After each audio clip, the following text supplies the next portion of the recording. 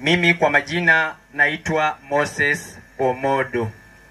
Mimi kwetu ni maeneo ya Nambale, originally tunatoka Buhaya Central, na mimi ndio kijana mdogo mnasikia nikizunguka kaunti mzima nikiomba kiti cha useneta 2027.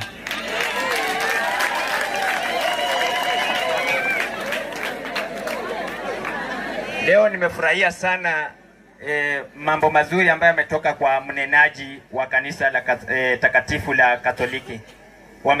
Amesema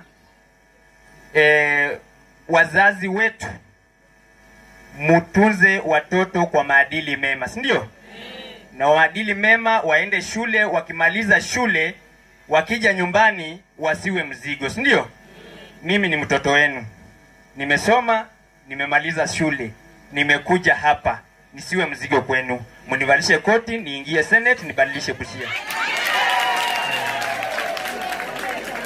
Mtanishika mkono kweli?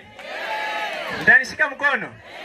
Mimi niko na imani Vamagoya mtanishika mkono. Na wanasema umoja ni nguvu, utengano ni udhaifu. Busia yetu hii tuko nyuma. Na tusipobadilisha hii Busia yetu, sisi wenyewe kwa umoja wetu, hakuna mtu atakuja kubadilisha. Kwa wazee ambao mko, na waomba sana. Mimi nawapa heshima, na wakati mmemaliza kufanya kazi zenu, mtuachie pia sisi vijana tuamuke, si ndio? Pia sisi tuingie kwa hii uongozi, tubadilishe hii kaunti yetu. Jambo la mwisho, mimi mnaniona hapa ni kijana mdogo.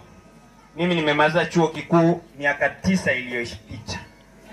Lakini ajira hakuna. Mimi naomba mnipe hii ajira, nishike hawa vijana hawa niwafanyie kitu inaitwa empowerment. Wakina mama mlinizaa, mimi sitaki kuwasahau.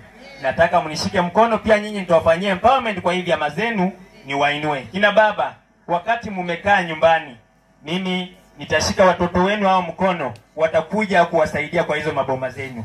Vamagoya, mimi nawaombea maisha mema hadi 2027 ikifika. Najua mtanikumbuka na mtapatia kijana Moses Omodo kuwa seneta wa 2027. Asanteni sana na Mungu awabariki.